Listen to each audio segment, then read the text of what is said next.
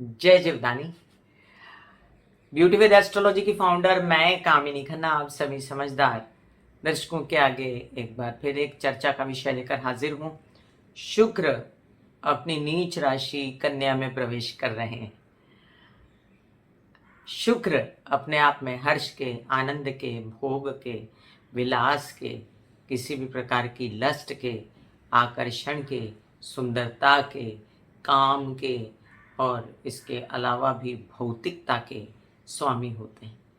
शुक्र की बात करें हम तो जितनी भी आपको संसार में खुशियाँ मिलती हैं, शुक्र की बात करें हम तो जितना भी कला होती है, संगीत होती है, साहित्य होता है या हमारे अंदर आर्टिस्टिक जितनी बातें, ज्वेलरी बनाना, फैशन डिज़ाइनिंग या हमारे अंदर और भी कोई कला, चित्रकारिता, कुछ भी जो हम क्रिएटिविटी महसूस करते हैं अपने अंदर, वो शुक्र के कारण होती है। प्रेम का कारक होता है शुक्र, संबंधों का कारक होता है, अपने आप में जितने अफेयर्स होते हैं उसका कारक होता है, जितनी प्लेजर देने वाली वस्तु होती हैं जीवन में उसका कारक होता है शुक्र।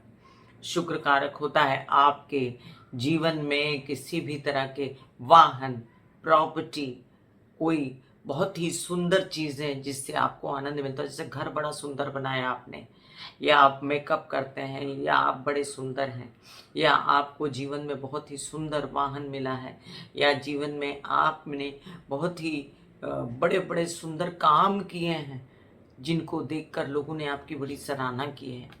तो इन सब चीज़ों का कारक होता है शुक्र।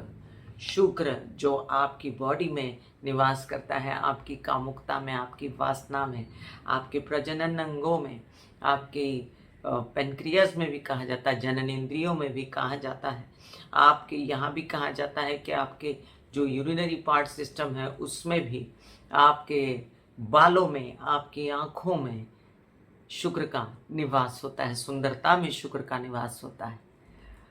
और कन्या राशि क्या होती है? कन्या राशि पृथ्वी तत्व की राशि कन्या अपने आप में एक बुध की एक मूल राशि है।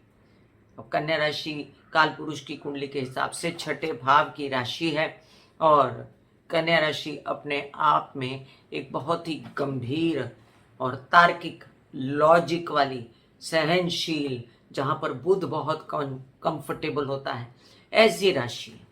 अब कन्या राशि हर चीज में अपने आप से तर्क वितर्क करना शुरू कर देती है। गहन परीक्षण, बहुत ज़्यादा सूक्ष्म अवलोकन, बहुत ज़्यादा तरीके से चलना, बहुत ज़्यादा सिस्टमैटिक होना और बहुत ज़्यादा कंट्रोल में रहना, ये सब चीज़ें कन्या राशि दिखाती है। जहाँ पर जाकर बुध बहुत स्वस्थ हो जाता है। आप कहेंगे कि शुक्र तो बुध का मित्र होता है, फिर शुक्र कन्या राशि में नीच का क्यों हो जाता है? जबकि मिथुन राशि में शुक्र अगर जाए तो बहुत अच्छी स्थिति में माना जाता है। बुध और शुक्र परम मित्र हैं, लेकिन फिर भी शुक्र कन्या राशि में अनकंफर्टेबल क्यों है, क्यों नीच का कहा जाता है? इसलिए कि जो भावनाएं होती हैं उसका कारक होता है शुक्र।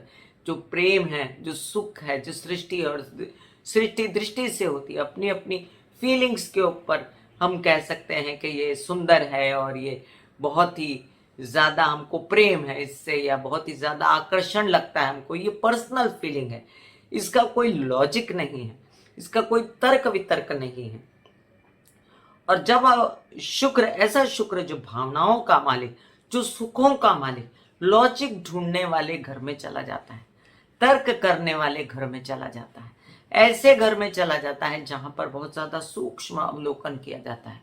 तो गलत क्या, सही क्या, पैसा आया तो सही से आया कि नहीं आया, सुख मिला तो सही से मिला कि नहीं मिला, अगर आपके जीवन में प्यार आया तो वो क्यों आया, वो प्यार सही था या नहीं था, अगर आपके जीवन में बहुत ज़्यादा आकर्षण है तो वो क्यों है, वो सही है या नहीं है, अगर कामुकता है तो वो सही है या नहीं है, कोई संबंध है कोई तो सही है या नहीं। तो शुक्र ऐसी बातों में बिलीव नहीं करता है, और शुक्र ऐसी बातों में जब कूदता है तो वहाँ जाकर बहुत अनकंफर्टेबल हो जाता है और फिर वहाँ पर वो कूटनीतिज्ञ हो जाता है, सोचता है कि मैं अपनी जान कैसे बचाऊं। शुक्राचार्य, दैत्याचार्य अपने आप में ये सोचते हैं कि अब मैं अपनी भावनाओं को कैसे बताऊं, तो यहाँ पर मुझे एक्सप्लेनेशन देना ज़रूरी हो गया है। अगर आपको मेरा ये वीडियो अच्छा लग रहा है तो प्लीज़ सब्सक्राइब कीजिए। सबसे पहले निवेदन कर दूं कि सब्सक्राइब कीजिए मेरा ये YouTube channel YouTube/Beauty with Astrology। जब आप सब्सक्राइब करेंगे तो पॉपअप होकर ऊपर बेल बटन आएगा, उससे क्लिक करते ही मेरे चैनल की सभी जानकारियाँ आप तक सबसे पहले पहुँचती रहेंगी। और आपको अगर कंसल्टेंसी चाहिए तो व्हाट्सएप नंबर मैंने दिया हुआ है इसी वीडियो के अंदर, उस पर जाकर आप मुझे व्हाट्सएप कर सकते हैं। अब चलिए हम जानते हैं कि ये शुक्र, ऐसे शुक्र इनका प्रवेश हो रहा है बुध की राशि कन्या में, यहाँ पर 11 अगस्त को सुबह 11:51 पर ये प्रवेश कर जाएंगे कन्या राशि में, और 5 सितंबर देर रात मतलब 6 सितंबर तक ये वहां रहेंगे। इस बीच एक अच्छी घटना भी होने जा रही, जैसे हम कहेंगे कि हाँ शुक्र अनकंफर्टेबल हो गए तो अनकंफर्टेबल हो गए, अब शुक्र को सांस नहीं आएगी और तुला राशि और वृषभ राशि वाले लोग बहुत परेशान होंगे, या मिथुन राशि वाले, कन्या राशि वाले, या अन्य कोई जो शुक्र से रिलेट कर रहे थे भावों को लेकर, वो सब अनकंफर्टेबल होंगे। तो ऐसी बात नहीं है, क्योंकि यहाँ पर शुक्र जो है वो 26 अगस्त के साथ उच्च के बुध के साथ हो जाएंगे।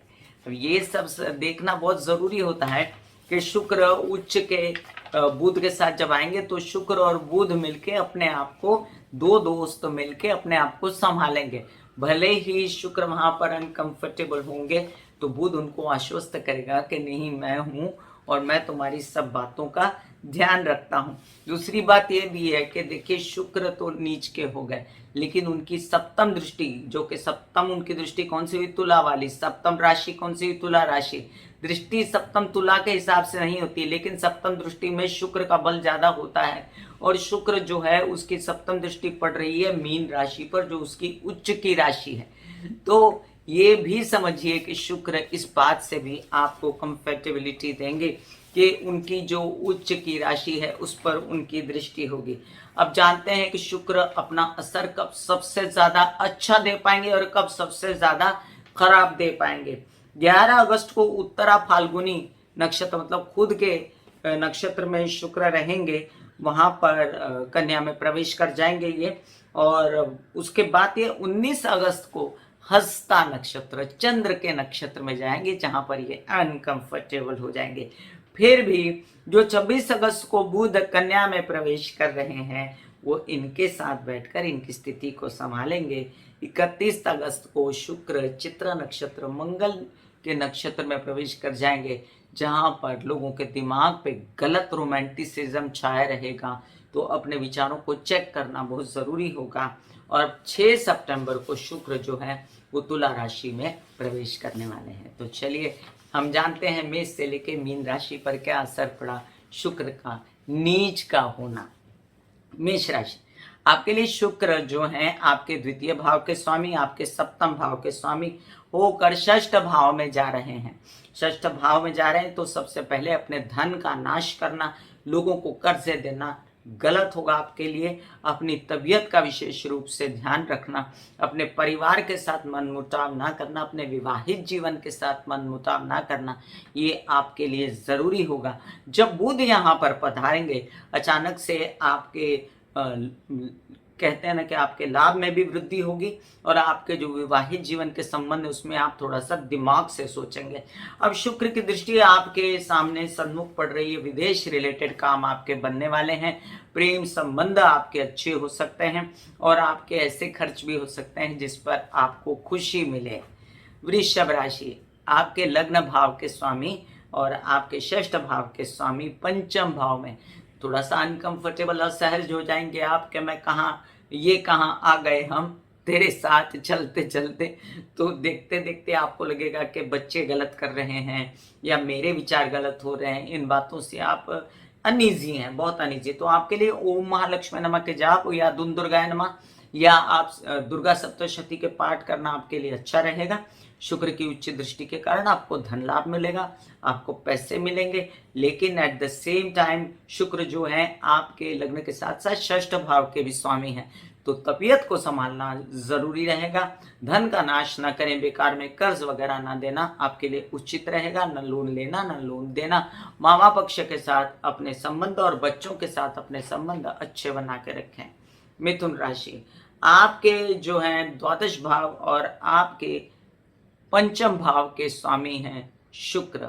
अब याद रहे राहु की दृष्टि भी पड़ रही है, तो आप बहुत ज्यादा बेचैन हो सकते हैं इस बात से कि घर की व्यवस्थाएं ठीक हो जाएं, घर अच्छे से हो जाए। अभी कोई भी ग्रह जब गलत आता है ना, तो वो सुधारने के लिए आता है। तो हो सकता है आपके घर की रेनोवेशन आप करवाएं, हो सकता है अपने घर को आप बनाएं जिसमें आपका खर्चा हो जाए, आपके अंधाधुंध खर्चे हो जाए, बाद में आप सोचे क्यों हुआ, लेकिन उसमें भी संतोष है।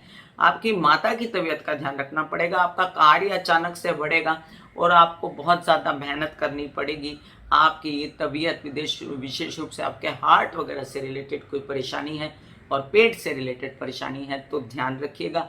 बच्चों के साथ अच्छे संबंध बनाइएगा, उनकी वजह से आपके अनावश्यक खर्च भी हो सकते हैं। कर्क राशि, आपके लाभ भाव के और आपके माता के भाव के चतुर्थ भाव के सुख स्थान के स्वामी शुक्र आकर बैठ जाएंगे पराक्रम में।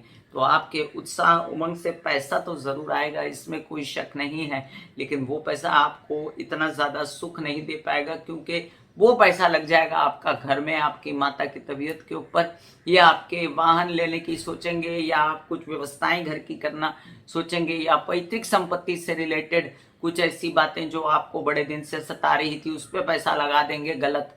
और हो सकता है आपके कोर्ट केसेस वगैरह में पैसे जाएं। छोटे भाई बहनों के साथ मनमुटाव न कीजिएगा, यात्राओं में सावधान रहिएगा, और जो काम आपको मिल रहे हैं ना उनको मना मत करिएगा। मीडिया से रिलेटेड वगैरह या आर्ट से रिलेटेड, कोई भी आर्ट से रिलेटेड, उसमें आपको फायदा होगा।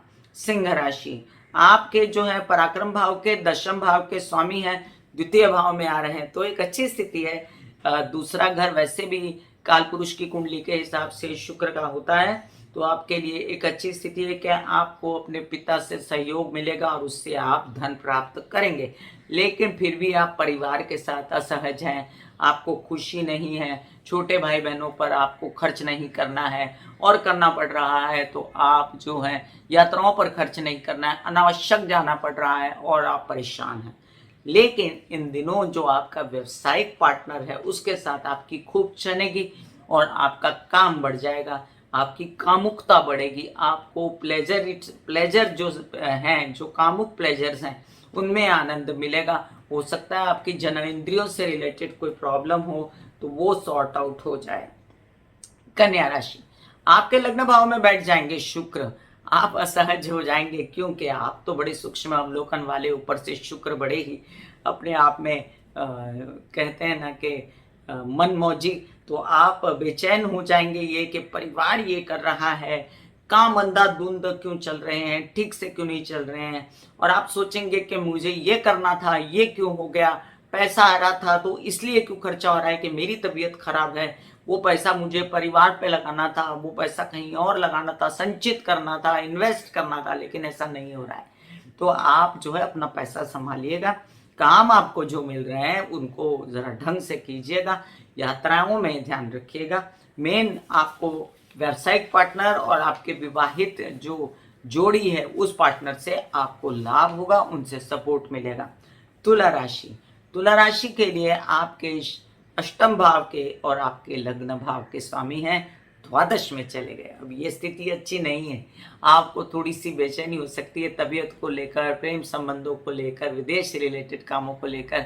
आपके लिए क्या उपाय है? धुन दुर्गाय नमः बोलना और ओम महालक्ष्मी नमः के जाप करना, या आप कर सकते हैं विदेश यात्राओं में सावधानी से अपनी कामों की हरकतें बढ़ाना, और विशेष रूप से आपको जो है व्यवसायिक पार्टनर के साथ और विवाहित जीवन के पार्टनर के साथ भी बना के रखनी पड़ेगी।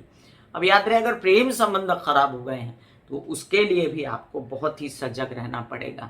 हाँ, ऐसे में अगर कोई लोन वगैरह लेने की व्यवस्था होती है जिसमें आपको कुछ राहत आती है कि ये काम मेरा तो बढ़ा या ये तो हुआ, तो वो आप कर सकते हैं। कुछ पुरानी बीमारी के विषय में आप लगे पड़े थे कि आपका कोई इलाज मिल जाए, वो आपको मिल सकता है, और अपने ननिहाल पक्ष से आपको सपोर्ट मिल सकता है। तबीयत को आपको विशेष रूप से संभालना है। वृश्चिक राशि, आपके सप्तम भाव का स्वामी, आपके द्वादश भाव का स्वामी, तो खर्चे पैतृक संपत्ति से रिलेटेड कार्यों पर, कोर्ट केसेस वगैरह पर, जमीन जायदाद पर, या आपके कोई ऐसे खर्चे जिनमें इन्वॉल्व है आपका विवाहित जीवन, आपके व्यवसायिक पार्टनर, और उसके बाद आपको खींच चढ़ गई है कि मेरे पैसे क्यों खर्च हो रहे हैं, और या तो आपके प्रेम संबंध खराब हो रहे हैं, इन बातों से खींच चढ़ रही है। यहाँ पर एक बड़ा प्लस पॉइंट है कि आपके बच्चे आपका बहुत सपोर्ट करेंगे, या अगर बच्चे नहीं हैं, आप जवान हैं, तो आपकी बुद्धि आपका बड़ा सपोर्ट करेगी, आपके विचार सहयोग करेंगे, और आप जो है हर बुरी परिस्थिति से बाहर निकल आएंगे। अध्ययन अच्छा होगा, पढ़ाई अच्छी होगी, आर्ट में दिमाग चलेगा, और फिर भी बाजू जो है संभली रहेगी।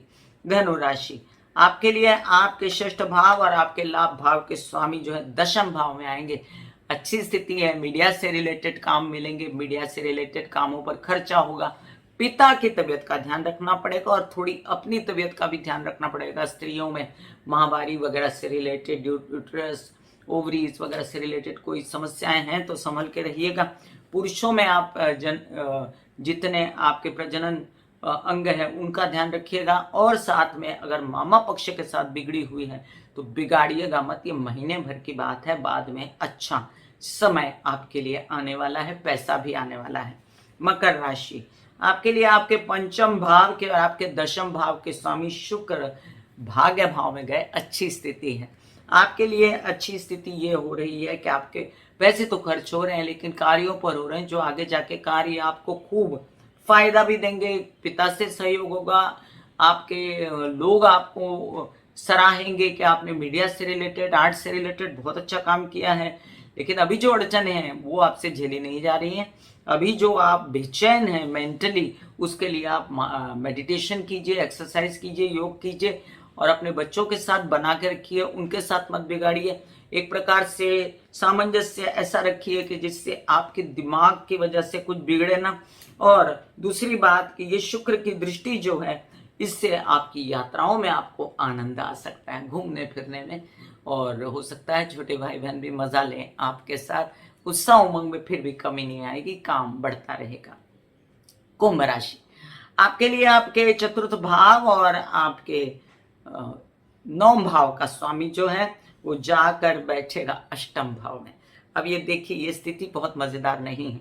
आपको अपने काम से रिलेटेड परेशानी, ऊपर से तबीयत थोड़ी सी सुस्त है, तो आप सोचते हैं कि काम भी करने हैं और तबीयत सुस्त हो गई, अनावश्यक खर्चे हो रहे हैं, तो ये स्थिति तो है। अब इससे बाहर निकलना है तो आपको महाकाली की आराधना, कृष्ण की आराधना, राधा की आराधना करनी चाहिए, और घरेलू व्यवस्थाएं बनी रहे, माता की तबीयत ठीक रहे, साथ में आपके वाहन वगैरह ठीक रहे, बेकार में खर्चा ना हो जाए वाहन वगैरह पे, जमीन जायदाद पे, इसका ध्यान रखिएगा। अब परिवार वाले सपोर्ट कर रहे हैं, जो कि दूसरे लोग हैं, मामी, चाची, दादी, जो भी होंगे आपके घर में, वो आपको सपोर्ट कर रहे हैं। कहीं ना कहीं से आपका संचित धन आपके काम आ रहा है, और आपकी वाणी में फिर भी एक मिठास है, जिसकी वजह से लोग आपका साथ दे रहे हैं। मीन राशि के लिए आपके अष्टम भाव के स्वामी, आपके पराक्रम भाव के स्वामी जाकर बैठे सप्तम भाव से। तो सप्तम भाव मतलब आपकी पत्नी का, पति का भाव, जिससे आपको हो सकती है बेचैनी, संबंध खराब ना हो, कोई भी विघटन की स्थिति ना आए। अभी व्यवसायिक पार्टनर के साथ या विवाहित जीवन के साथ ही आपको ध्यान रखना है। बेचैनी में आप अपनी इमेज मत खराब करिएगा, आपका व्यवसाय ना बिगड़े, ये भी आपको ध्यान रखना है। एक बात और है कि आपके ये शुक्र की दृष्टि आपके लग्न पर पड़ रही है, तो आपकी मीन राशि वालों की सुंदरता अचानक से बढ़ेगी, आपको बेटर फीलिंग आएगी अपनी पर्सनालिटी के विषय में। हालांकि घर में स्थितियां इतनी अच्छी नहीं है, तबीयत थोड़ी नासाज है, फिर भी माइंड की अंदर से अपने आप को कुछ आनंद सा है, जिसकी वजह से ओवरकम करते हैं हर चीज़ों को, और मोहित है अपने ऊपर ही, अपनी खूबसूरती पे, अपनी पर्सनालिटी पे, आश्वस्त हैं कि मैं बहुत अच्छी डैशिंग और एक आकर्षक पर्सनालिटी वाला हूँ, या मैं स्त्री भी हो सकती है। और आपको थोड़ा सा ध्यान रखना है इस बातों के लिए कि खटपट आपके घर में बेकार की ना हो। मैं कामिनी खन्ना बता रही थी मेष से लेके मीन राशि पर प्रभाव शुक्र का नीच का होना, कन्या राशि में प्रवेश। यहाँ पर मैंने आपको बताया है कि बुध के साथ कैसा असर देंगे, राहु की भी दृष्टि रहेगी, तो राहु की दृष्टि शुक्र पर खराब नहीं होती, क्योंकि शुक्र और राहु परस्पर आपस में मित्र हैं, बुध भी मित्र हैं। बेचैन होने की ज़रूरत नहीं। अच्छा समय बहुत ना सही, थोड़ा बहुत इधर उधर है, लेकिन फ़ायदा भी है, नुकसान है तो फ़ायदा भी है। तो चलिए हम बिल्कुल प्रिपेयर हैं हर वस्तु स्थिति को सहने के लिए और जो फ़ायदा हो रहा है उसको एक्सेप्ट करने के लिए। God bless you, take care and goodbye. आज्ञा दीजिए, धन्यवाद और नमस्कार।